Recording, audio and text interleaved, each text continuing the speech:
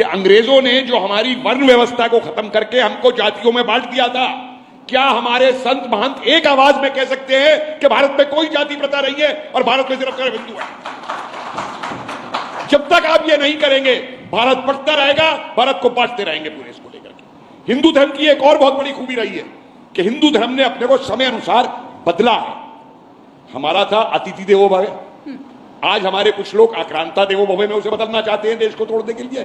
40 साल मैंने इतिहास पढ़ाया है, 44 साल मैंने कभी ये नहीं सोचा था कि देश के गुलाम होने के या जो संघर्ष करने की बात कही स्वामी जी ने, जो कारण थे, उन कारणों को मैं इस देश में आज दोबारा जीवित होते हुए देखूंगा। ये मैंने कभी नहीं सोचा था कि अपनी आंखों के सामने देखूंगा। और दो बात क्या कि मैं बात खत्म करूंगा। मेरी माता जी का चौथा था और पंडित जी मेरी माता जी की बड़ी तारीफ कर रहे थे और उन्होंने वो करते करते ये कहा कि इनको मोक्ष प्राप्त हो और ये धरती पे दोबारा वापस ना आए। मंत्र जी, मेरा आपसे एक प्रश्न है यही। मैं उठ के खड़ा हो गया और मैंने कहा, पंडित जी इस सिद्धांत को बदल दीजिए। बोले क्यों, आप क्यों नाराज हो रहे हैं? मैं कहा, जितनी अच्छी आत्माएं हैं उनको तो आप मोक्ष दिला करके धरती से बाहर कर देते हैं और जितने चंडाल गुंडे बदमाश हैं वो फिर वापस जहां पे जन्म लेके आ जाते हैं और फिर आप यहां कहते हैं कि कलयुग आ गया। आपको इस सिद्धांत को बदलना होगा, एक और सिद्धांत बदलवाइए। गुरुदेव, हम लोग कहते हैं गंगा नहाइए सारे पाप धुल जाएंगे। इस देश के सारे पापी 365 दिन पाप करने के बाद में ये समझते हैं कि मैं गंगा स्नान कराया और मेरे पाप उतर गए। मुझे लगता है आप कुछ कहना चाहते हैं। एक जवाब आपका दे दूं। आपने मुझसे पूछा है, सल्वेशन, मुक्ति और मोक्ष का अर्थ होता है जीते जी मनुष्य आनंद का जीवन जी सके। मृत्यु के बाद क्या होगा आप में से किसी ने देखा नहीं है। सल्वेशन का अर्थ होता है अभी जो बंधन है, तकलीफें हैं, उनसे मुक्त होकर जीवन जीने की कला को ही सल्वेशन कहते हैं। एक बात और सुनिए, गंगा की धारा जब दोनों किनारों में बहती है तब उसकी आरती की जाती है, और वही गंगा की धारा जब बनारस में सड़कों पर निकल जाती है तो महिलाएं जो आरती करती हैं वही झाड़ू मारकर अपने घरों से निकाल देती हैं। ऐसे ही सनातन धर्म के 4 पिलर हैं, धर्म, अर्थ, काम, मोक्ष। लेकिन आपको जानकर आश्चर्य होगा कि मैकोले की शिक्षा व्यवस्था के कारण आज केवल और केवल अर्थ और काम रह गया, money and sex, nothing else. ना आपके पास धर्म है और ना आपके पास सल्वेशन है, मोक्ष है। याद रखिए, अगर सल्वेशन और धर्म के किनारों में मनी और आपका काम बहता रहेगा तो आप पूज्य होंगे, आपकी आरती होगी। लेकिन अगर किसी दिन आपने किनारे तोड़ दिए मर्यादा, धर्म और सल्वेशन के, तो आपका ये मनी और काम आपको बचा नहीं सकता, झाड़ू से मार के आपको बाहर निकाल दिया जाएगा। ठीक है, बिल्कुल। पुष्पेंद्र जी जी आप कहिए, मैं आ जाता हूं, मेरे पास थोड़ा समय। एक लाइन।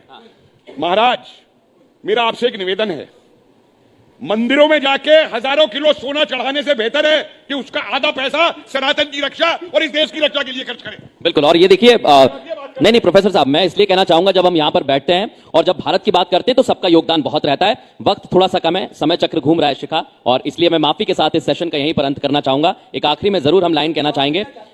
मैं बिल्कुल स्वामी जी, थोड़ा सा वक्त कम है।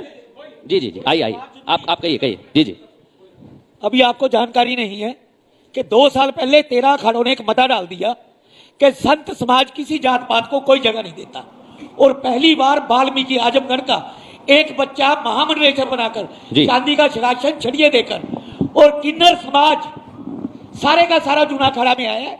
संत समाज ने यह ऐलान कर दिया है कि संत समाज किसी जात पात को नहीं मानता। भगवान ने 2.5 जातें बनाई हैं, नर, नारी और किन्नर, इसके अलावा कोई जात पात नहीं भगवान की। बिल्कुल। मैं पुष्पेंद्र जी आपके पास आ रहा हूं इस पर, आप कुछ कहना चाह रहे हैं और महाराज जी भी इसके बाद कुछ कहेंगे। आप कुछ कहना चाह रहे हैं इस पर? देखिए, सबसे बड़ी बात यह है कि बार बार जो पूरा समाज है सनातनी, जिसे आप 90 या 95 करोड़ कहते हैं, मैं कहता हूं कि जब तक समाज नहीं जागेगा, सरकार का राष्ट्र बचाने का काम नहीं है। सरकार का काम है देश की सीमाओं की रक्षा करना, उसके लिए सेना है। इसके बारे में विपिन रावत जी स्वर्गीय ने एक लाइन कही थी कि भारत डाई युद्ध में ग्रस्त है। ये 2.5 युद्ध सबको पता है, ईस्टर्न बॉर्डर क्या है और वेस्टर्न बॉर्डर क्या है। वो जो आधा युद्ध है वो समाज को लड़ना होगा, उससे मीरास से कुछ नहीं होगा।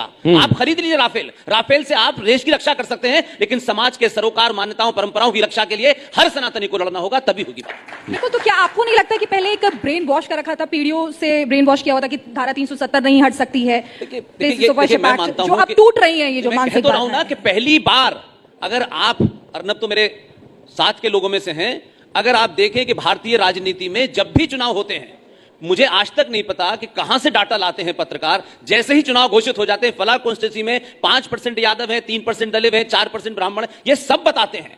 आपने आज तक भारत में जो वोटिंग की है वो यादव ठाकुर बनिया ब्राह्मणों के की है, और लोग कहेंगे कि 2014 हो गया। मैं कहता हूं 2014 होने से पहले भारतीय समाज ने पहली बार सनातनी होकर वोट दिया, इसलिए बदलाव हो रहा है। मैं एक श्लोक लिखा हुआ है, मम देशो भारतम मम भाषा संस्कृतम जन्मभूमि स्मारकम भारतम भारतम। तो यहां जाति की तो बात ही नहीं है महाराज जी। मैं एक बात कहना चाहता हूं, सनातनी और सन्यासी कभी किसी जाति को मानता ही नहीं।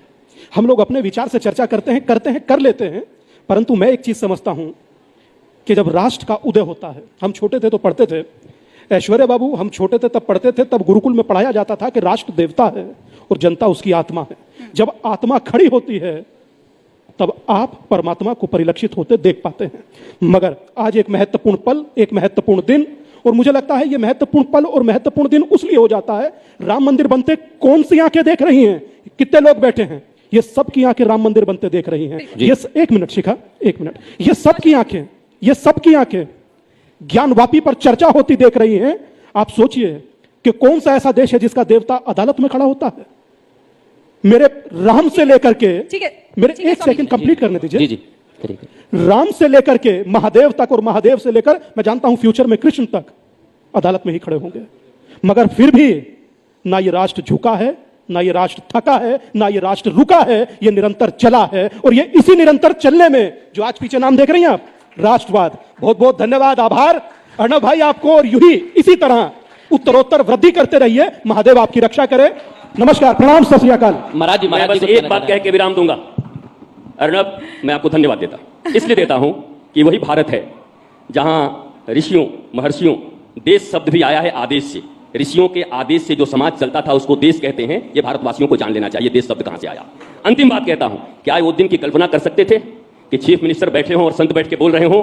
चीफ मिनिस्टर बैठे रहते थे। और मैं इस भारत को लाने के लिए अर्णव और प्रधानमंत्री मोदी, योगी जी और खट्टर जी जैसे लोगों का अभिवादन करना चाहता हूं कि भारत को ऐसा दिन दिखाया जब आज संत बोल रहे हैं और चीफ मिनिस्टर बैठे हुए हैं। इसके लिए बहुत बहुत धन्यवाद। बहुत बहुत धन्यवाद आप सभी का। वाकई में चर्चा बहुत कम समय में हमने पूरी की है, और इसी के साथ जब भी भारतीय संस्कृति के उदाहरण की बात आएगी तब हम भारत का ही उदाहरण देंगे। बहुत बहुत धन्यवाद। अब मैं चाहूंगा कि हम कार्यक्रम को आगे बढ़ाएंगे, राष्ट्र सर्वोपरि की बात करेंगे। मनोहर लाल खट्टर जी बहुत